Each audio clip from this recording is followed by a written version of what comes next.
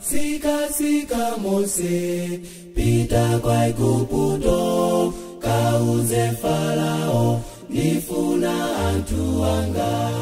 Sika Mose pita kwa Igupto kauze Farao nifuna antu wanga. Alipa ulendo opita ukenani. Alipa ulendo opita ukenani. Walamula ni Yehova. Walamula ni Yehova. Alipa ulendo opita ukenani. Alipa ulendo opita ukenani. Walamula ni Yehova. Walamula ni Yehova.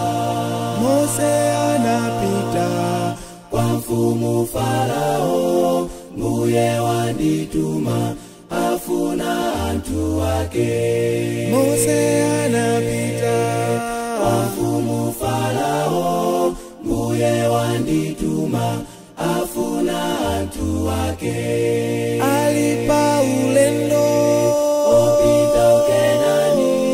Alipa ulendo opita ukenani.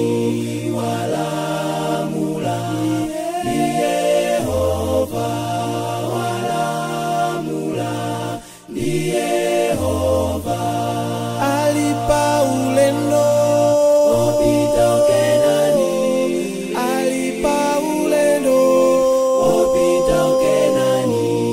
Walamula ni Yehova. Walamula ni Yehova. Bale iwe ndine mbuye akufuna kuti tituluke mwigupto wa ujimo. Bale iwe ndine mbuye akufuna kuti tituluke mwigupto wa ujimo. Tiripa ulendo opita kumamba. Tiripa ulendo opita kumamba. Ndilonjeza nolambuye.